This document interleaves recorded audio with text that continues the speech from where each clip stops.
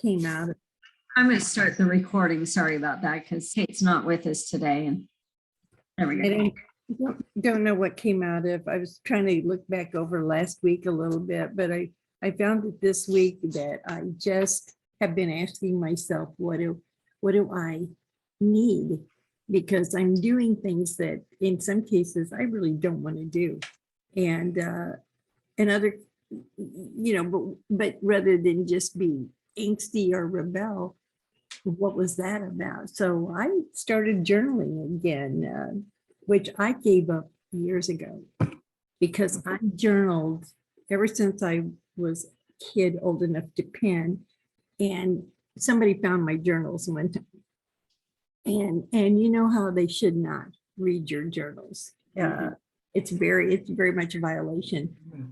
And the only thing that was good about a set of them was I sat down one day before I destroyed all of them and read back, and I was amazed at the theme that always said, if I could just get better, if I were just more aware, if I were more evolved, if I were better, then everybody else would be too, or everything would be. And there was such a theme of heartache. And so when I was journaling this time, I go, okay, is some of that cropping back up since you thought about it? And just, well, it's just interesting to review. And so that's what I was doing today in this rainy day and of not wanting to go outside.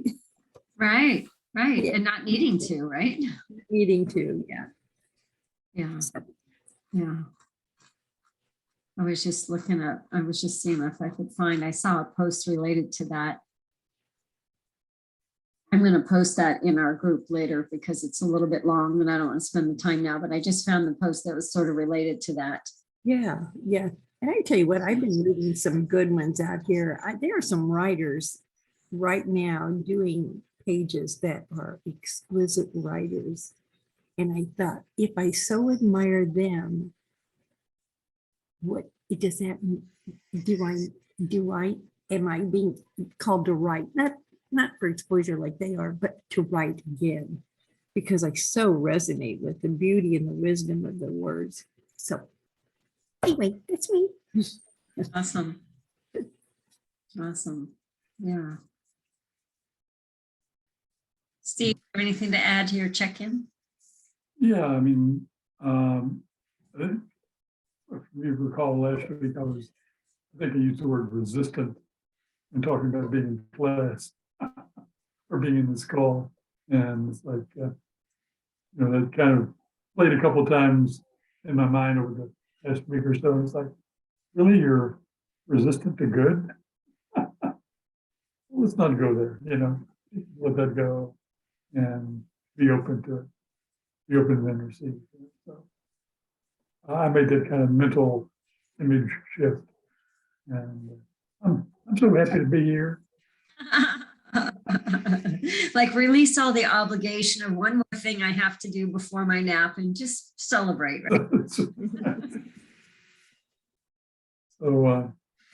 otherwise, I'm fine. I mean, the work is flowing along easily, and no major complications. And then I get a call from my former fellow program manager just this week, and we were chatting about how it was being back at Dell for me. She's no longer at Dell.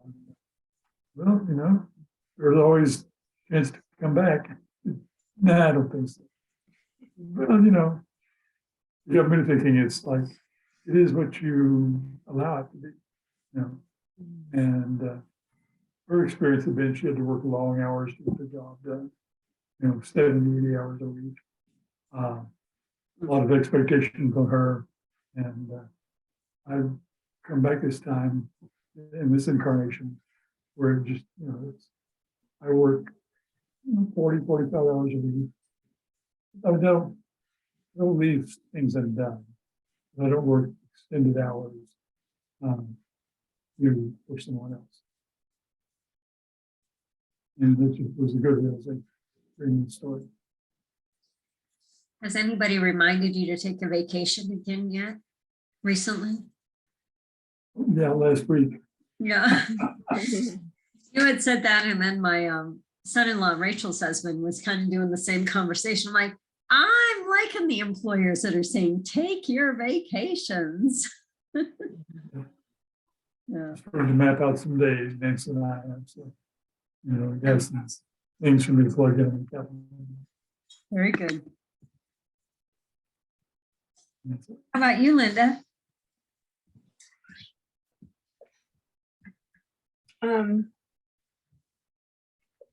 Well, I was relating to what both of you were talking about.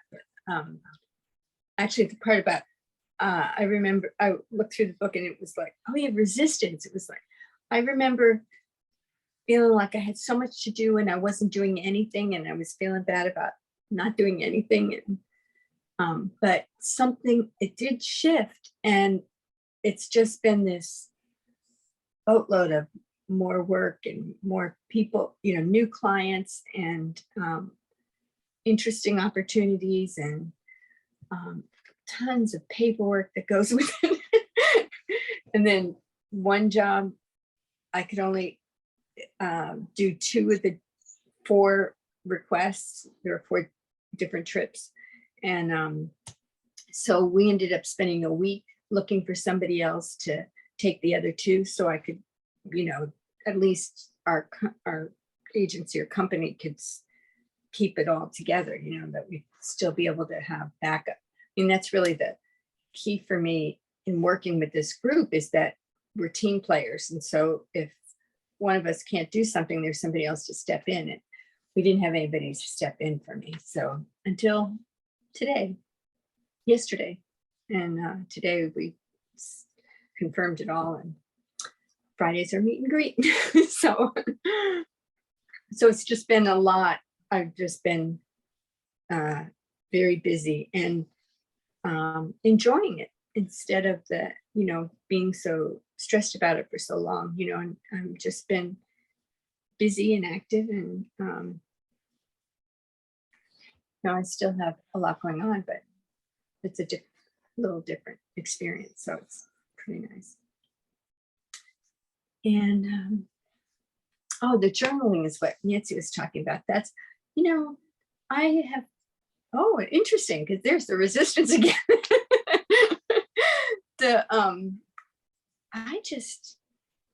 I remember I had an astrologer years and years ago tell me that I was a writer. She said, "You're a writer." It's like, I don't write.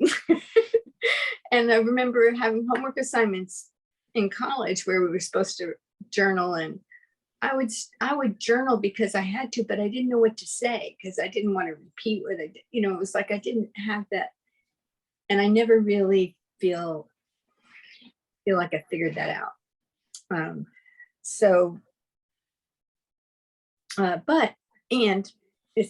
it has been percolating that, you know, maybe, you know, you're saying you're having trouble remembering things, and you're having trouble, you know, especially my inner, I feel like I have a lot of inner awarenesses that are coming in.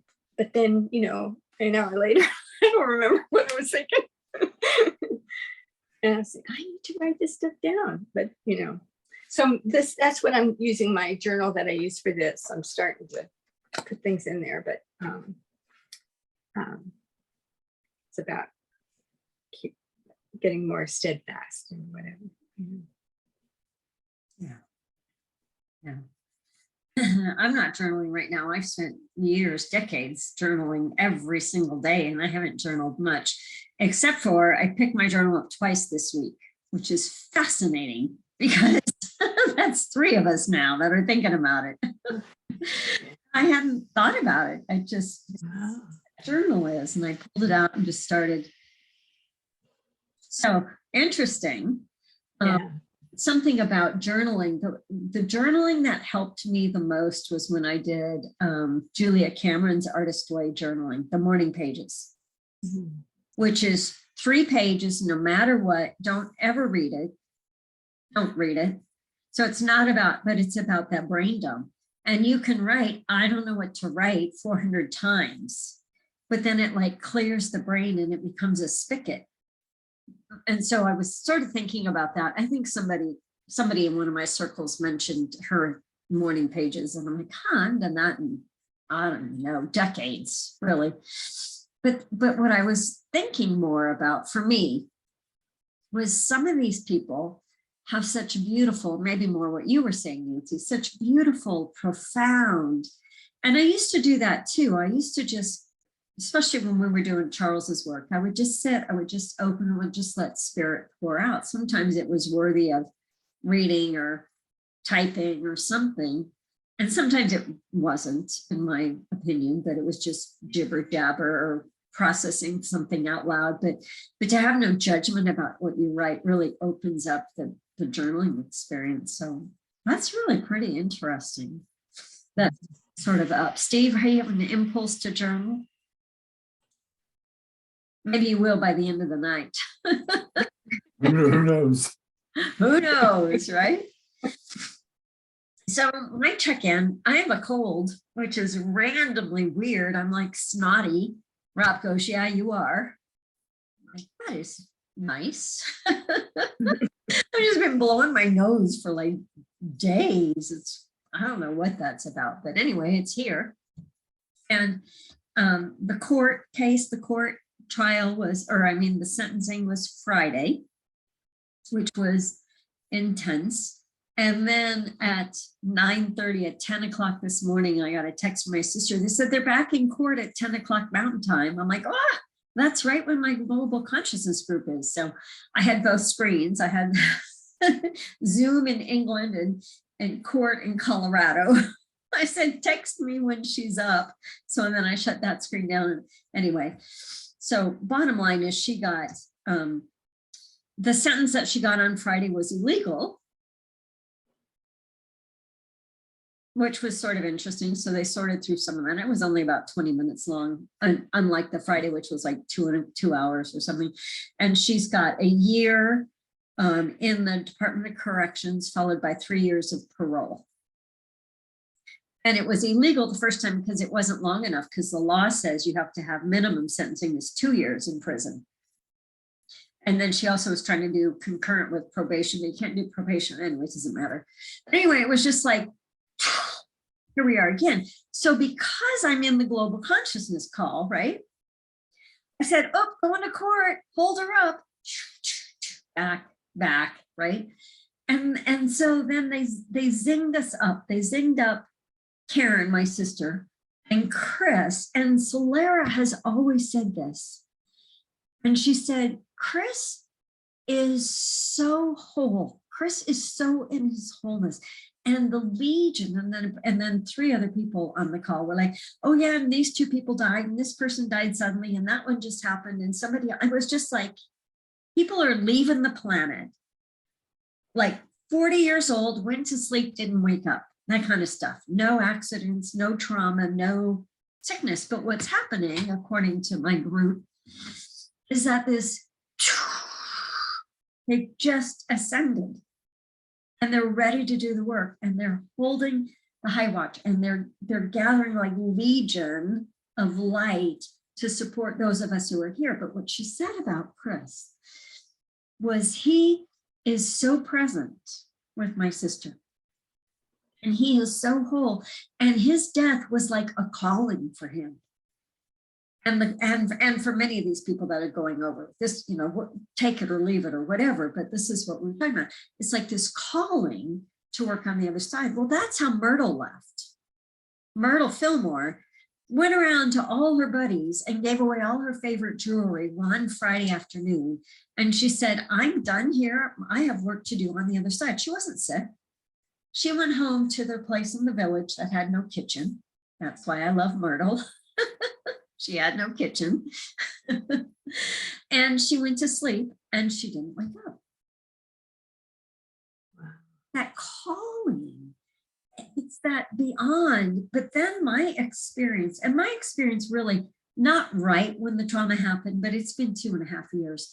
It's just been like when we sort of go beyond and go to this place, like that's it. And then we had whole conversation. Then I had this conversation with a completely different person today about something completely different, about that we think we're bodies. Mm. We're just in a, like, it's just the body's a vehicle. The body's just a vehicle, but the body takes our soul, which is infinite, and puts us into this little minuscular container for a moment of time. And we get all stressed out calling it life. And so I'm just playing with all that. And I was just feeling, you know, particularly my sister, because she's kind of a basket case and kind of a mess and really lost in her being. She probably was before Chris died too, but, you know, and now she's like, now what? And so just like, I felt her like in this whole shroud. And then it went to not only her, but like our country in this sort of shroud of not being able to see, hardly being able to breathe, just covered up. Like the shroud dropped off of her, just like she rose up. It's just like she was rising up and the shroud just kind of like opened up and just dropped, just fell at her feet. And this radiance and this brilliance and this essence is right there. And it's just so close and so real. And I don't know, it's just like, it was so brilliant. Now to help her or for her to go from where she is to that, I don't know what that will take.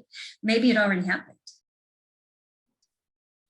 I haven't talked to her this afternoon, but like, what if, I guess it all causes me to sort of be in the contemplation of what really is ours to do that is so far beyond what we think is ours to do. And it might be the big thing. It might be the tiny thing. And then we were doing something else and somebody said to me, she goes, oh, you're no longer a being. You are the universe. I'm like, oh. I don't even know what to do with that. But it sort of landed in a way that felt true in some way. It's just even weird to talk about even in this group, but it's like, I know there's something so much bigger going on than what I think is going on. And what if that's enough? I don't know. Anyway, that was my kind of rather long check-in about life on the planet. Kate's got life on the planet going on. She's got several things, plus somebody's building her shelf. So we just hold her and zing her up. And she's got to have some miraculous outcomes, my words, not hers, in order to go on her hermitage retreat here pretty soon. So seeing all that stuff sort itself out. And I'm sure she'd love to hear from anybody if anybody wants to reach out to her. So given all that, beyond human, beyond quantum, where do we want to go today? Where do you want to start? What do you want to do?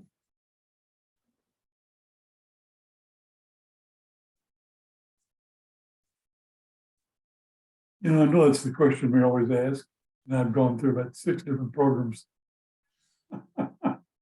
Everything from the bioenergetics to simply the gold to the Australian flowers to gems. So I'm kind of like open to what others wish to do. It's like there's so many programs. How do you choose? And Right? any of them are good and all of them are good. So given that Steve's got 6, which one do you want, Linda? I'm not that familiar with them, so that's why I just opened it up to even look Yeah. what the choices are. So laying all those 6 out, Steve, or whatever, however many, and Nancy, and all of us, like all those are possible. So if we want to like, what's our intention beside all is well? It is done today. Do we have an intention today that might guide us to one of those 6? Just asking. Ooh, chakras and meridians too. We haven't done those. Just looking through the other, it's true. Now we've got 8 to choose from. Maybe get one of those little spinners. Yeah, right. Oh, wait, it's right on the line. What should we do? Oh, we got the pendulum. Ah, Or, you know what we haven't done for a long time is the aura. That rings good for me. Yeah. Yeah. Yeah. okay with that. All right. Let's switch that. I never suggest anything because they're all on Steve's phone. So it's like, he has to jump in and tell it, huh? Run yours too. No, they're not. Oh, they are. Never mind. I was just going back to what we were talking about last week. And in this sense, we're talking about the codes of oppression have been released. And we are the code bits in the new coding. Is that from you? I don't know who that was. Some of your, and that we are infinite source and all previous coding has been released and let go. And so aura could be good because the auras will redefine, realign, whatever they do to the new also. So that could be interesting.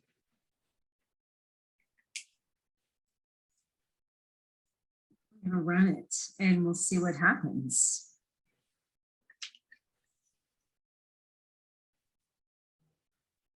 Can I just say something? And I don't Yeah. know where this goes, but you're talking about your awareness of those that have transitioned because they have work to do. And I was sitting here for a second going, huh. Because I'll just say this, I left, but I returned. And a part of me for half a second said, oh, why didn't you just keep going? And then the next one said, there's more. And then when reading the new code, it's like you came back, I use words now and I talk about things, journaling and things from the past, but nothing is the same since June. Nothing is the same. It's hard for me even to say this to Steve because while we have this intense attraction and have known each other for eons across who knows what time, it's not the same. And so this is interesting to have you share what you shared. It was like, okay. And I'm not aware of returning because I was afraid to go or was drawn to come back. But I remember now, I didn't remember for a long time, but I remember choosing to return. And the next part is like, well, no, I'm not afraid to do that. What was that about? But there's no judgment there. There's discovery, and there's discovery to be done. So I want to take just a moment to witness what you're sharing, because there was more than one time I asked you if you were leaving or ready to go.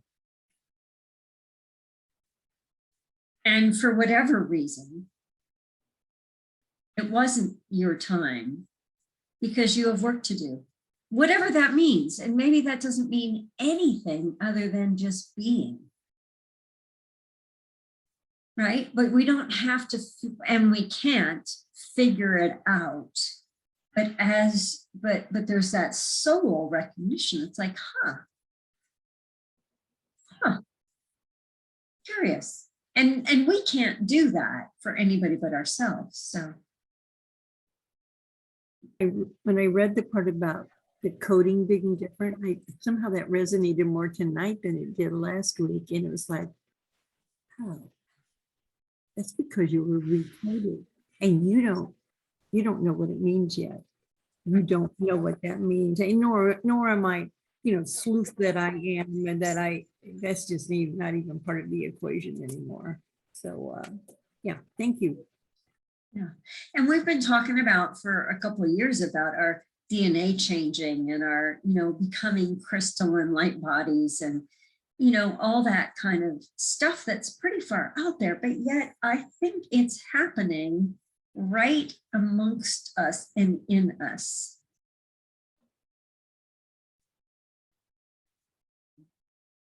For a reason. We might not ever figure out what that is, but when we know that there is, we are for a reason, period. Period. And we are in our moment in this life, in our situation for a reason. And we don't know what that means, but it doesn't have to mean anything. Yeah, interesting. Linda, were you going to say something, or Steve? I was starting to actually talking about the recoding part. What it brought up for me was a reminder about one of the things Eliza said, and that I resonated with also, was that when that whole illness thing started, was that it was an initiation. You were so open and blossoming and so amazing, even right before that. When you talked about initiation, that was, to me, it was just obvious, that was what was going on. And that would align also with what you're saying about recoding, is that you're just moving into this new experience. So of course it's all unfamiliar. Yeah, thank you for reminding us of that word. Yeah. And our initiation to witness hers. Exactly. Although especially Steve's. That was your initiation. So, yeah. Yes, it was. Yeah. More, Nancy? Okay. So in our aura, the two we're going to run, I'll send this PDF out. The two that we're going to run is throat and plexus. They're the lowest. Our crown, I'll just give you the numbers. Crown is 73. Forehead is 86. Throat is 63. Heart is 87. Plexus is 54. Sacral is 98. And root is 72. I'll show you the.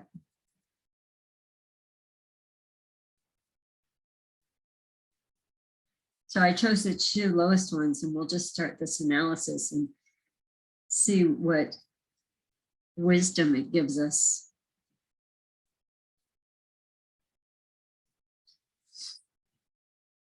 So the first one that comes up is the solar plexus. The present state, to maintain control, the person resorts to emotional extortion. Desired state, I trust my inner guidance and I respect the freedom of others.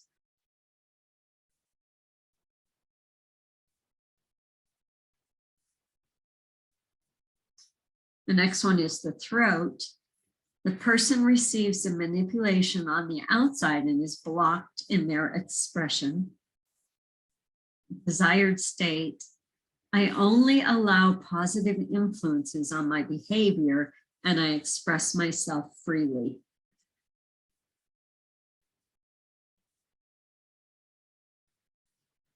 Next one is solar plexus. The person has a very low self-esteem due to injuries on the personality level. They feel emotionally extorted. Desired state, I have strong self-esteem. I am valuable.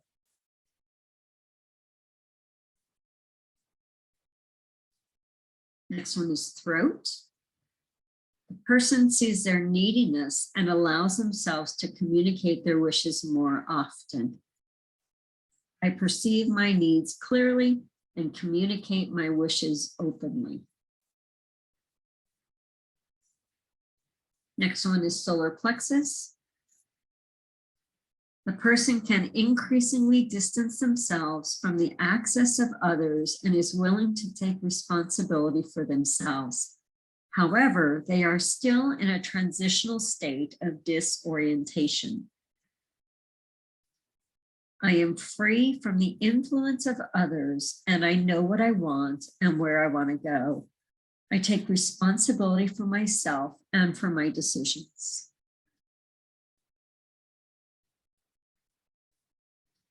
And the last one is throat.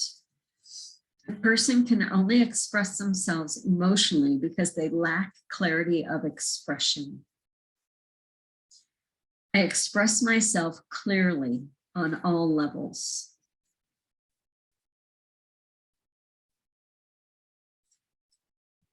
Comments?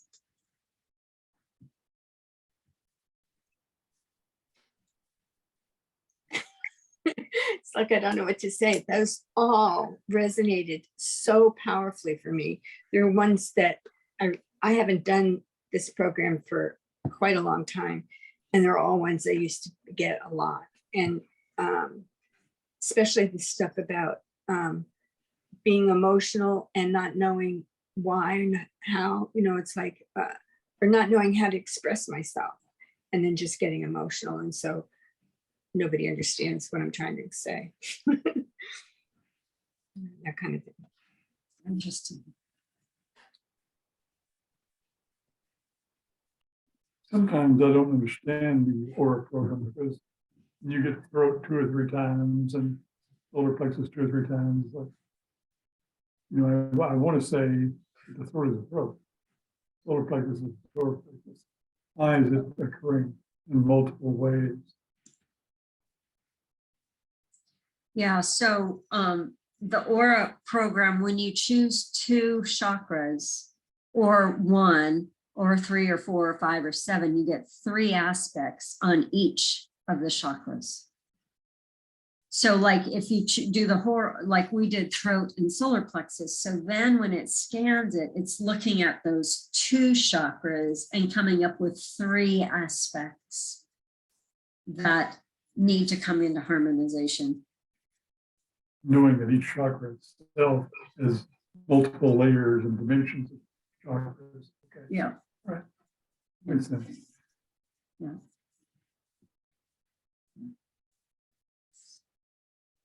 Nancy, were you going to say something?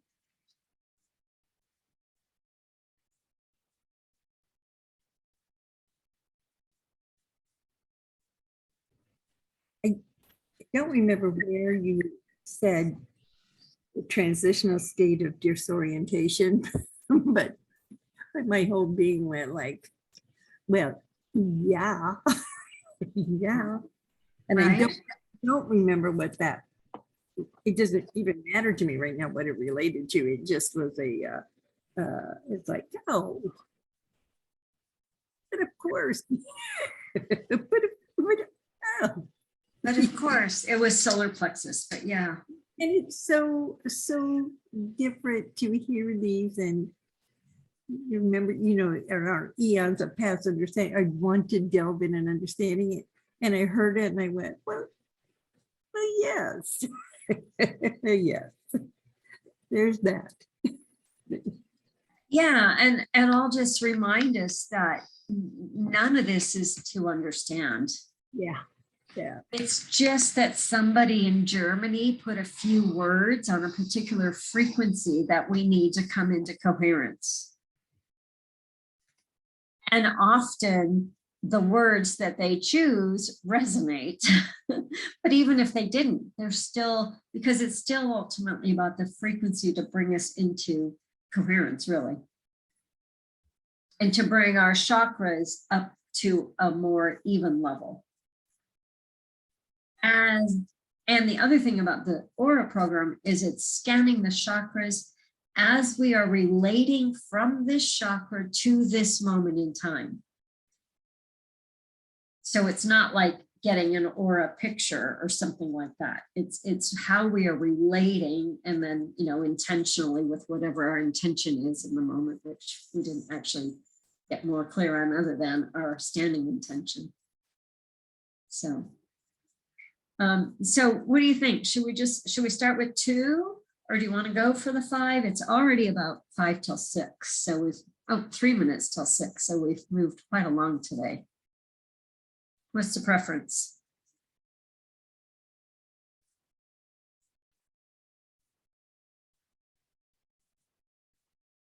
Okay, we're going for 5. You good with that, Linda? Yep. Okay. All right, so feeling all those words, but letting go of all the words. Feeling the essence and the truth of our infinite possibilities. That all is well and it is done. Just opening, just simply open your mind, your heart, your soul, your spirit to receive these frequencies.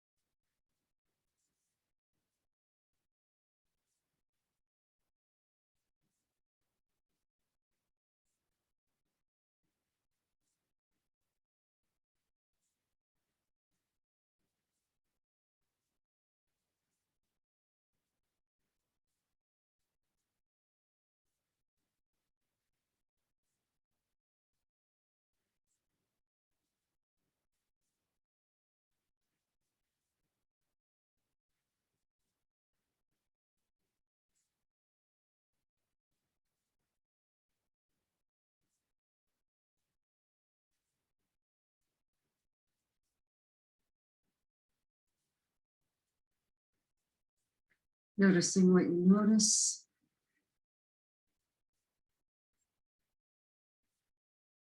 Get a breath in.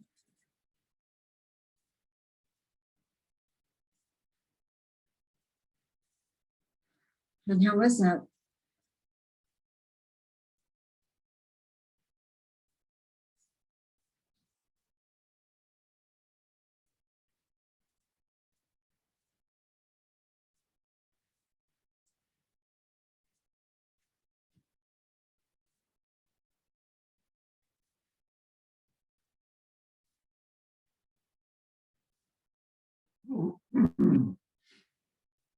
Word comes to mind is deep. Seems kind of a shallow word, but No paradox there. I didn't even thought about that. One thing that kept coming back over and over and over again was an aroma, like a perfume of some sort. It was a combination herbal and spice. No idea what it was or how to relate to what it could be, but felt like a presence in the room. You know, not one that I could identify.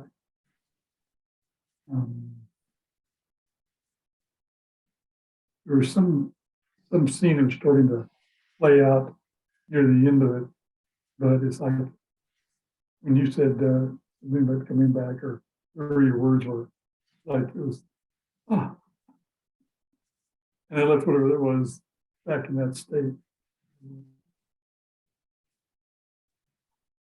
Ryan? I so wish I could smell that aroma. That's wonderful. I so wish I could smell. I wish I could breathe. I wish that for you too. Thank you.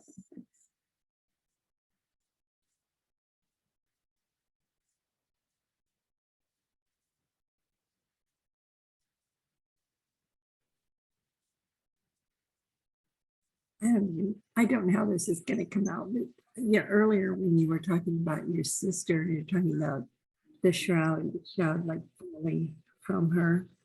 I immediately saw, and it came back around to this, the Matrix.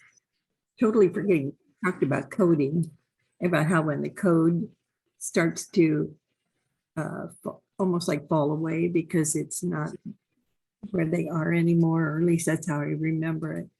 And I was I'll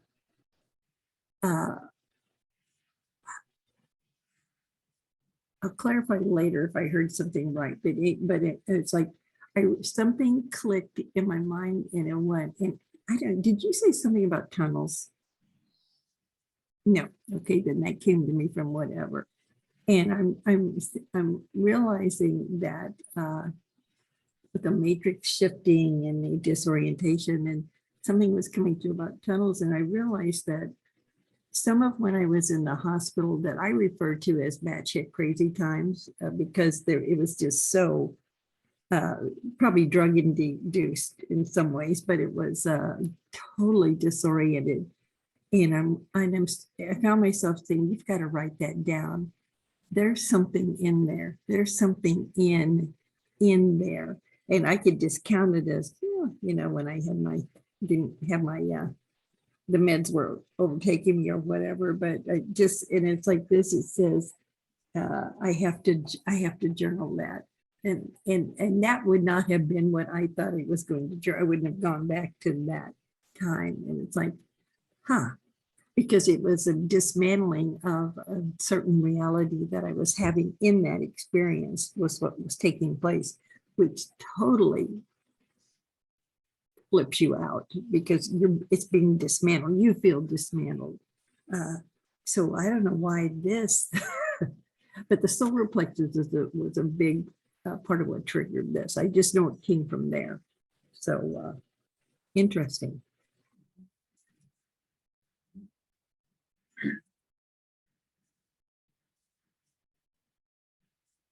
Yeah.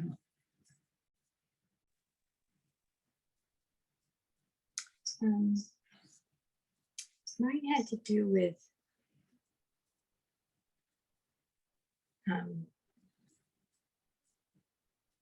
the I kept getting waves of this the thing about empowerment, or it was about trusting. I'm trying to think of the words that was like trusting my value. You know, that makes me cry. It's like trusting that I'm well, that all is well. And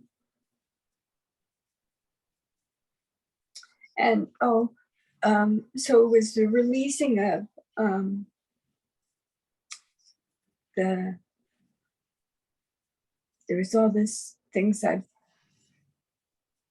old stuff, just old stuff, you know, and it was just letting it go. And then this it's interesting because I don't really remember, but I remember that I wanted to remember about trusting my value, or trusting that I'm valuable, is that there's something that about me that is valuable.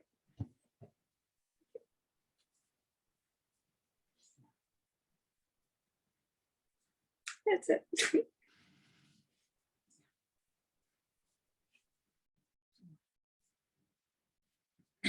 For me, it was like kind of waves of things, and almost like the dismantling was almost like clearing the cobwebs. Like earlier, I reached across like this because I had a cobweb on my lamp right here.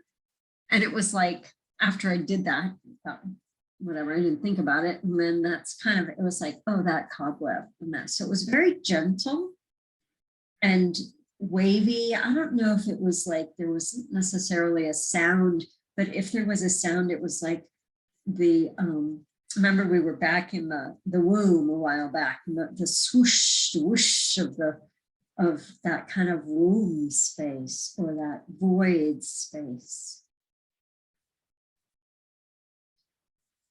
Everything that's played up for me this week that I kind of was trying to lay into this over this, and it didn't really fit because it was in my head a little bit, but was those new photographs from not the Hubble, but whatever the new one is called. And it's like, you know, you look at some of those, it's like,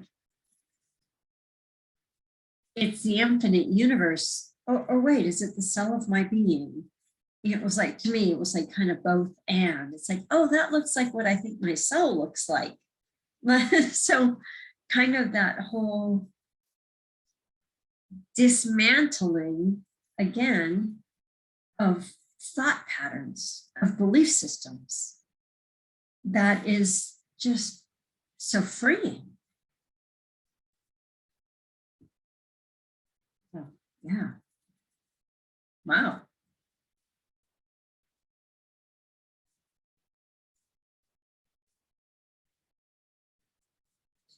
So do you want another 37-second hit, or do you want to take a minute, or where are you at?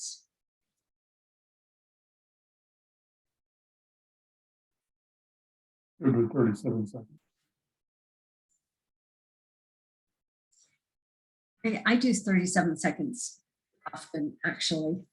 I'm just moving kind of quickly. Sometimes I'll do it 2 or 3 or 4 times. But all right, everything that we shared, everything that we experienced, we zing each of us up, we zing Kate up, we just bring us into the center of this, and we just feel this for 37 seconds.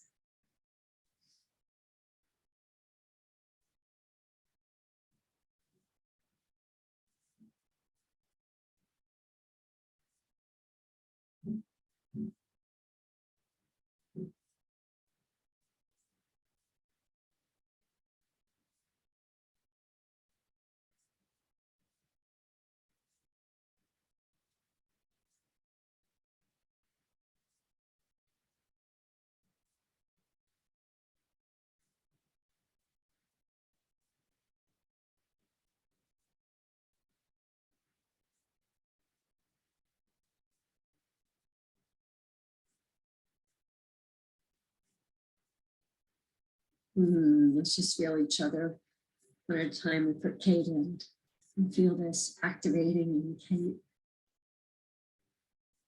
Nancy in the center of our circle. And Steve. And Linda. And me.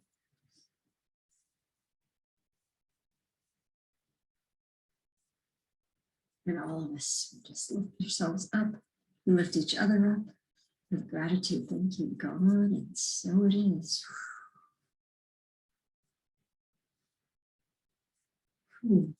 That was fascinating for me. Usually I feel like I really open to receive, and I kind of feel it kind of coming into my bioenergetic field or whatever, kind of sort of. But this time I went to open and it came out of us. It wasn't coming into us, but emanating from us as the collective. It was like, whoa, that was different. Very cool. You worded that well. I wasn't sure where it was moving from, except it wasn't this way, like you said. And I heard, we're talking about the dismantling, and it's like I was I'm writing stuff down because it's just kept pouring out, and there's no next word. It's not reconstructing. It's not constructing anew. It's just not even. I don't know what the next word is. Construct doesn't fit, and yet it's such a fallback. So there's something just profoundly. I think tonight I was tired when I came in. I'm going to tell you this, and each one of you has said something profound that has just shifted my intention and heart. It's just, yeah. So thank you. It's beyond words what's going on down here, in here. Wonderful. I'd agree. A lot for me too. And also that when you were talking about, I felt it like a vortex, just coming in, and that we were this vortex, and it just kept swirling, and just part of everything that kept moving. Oh, Just had a lot of flow through the brow area. Nothing left out and had a message. Well, awesome. All right, I love you guys. love you. Happy Labor Day weekend. Yeah, get better. Yeah, working on it. I got house full coming. Is it supposed to be good weather? It's kind of iffy, but that doesn't bother me because hopefully it'll be good weather. We'll just, You'll be wet anyway. be wet anyway. That's right. That's right. Yeah. Yeah. They keep going back. Saturday's like 20% chance of rain, and Sunday's like 20 is a piece of cake. Like,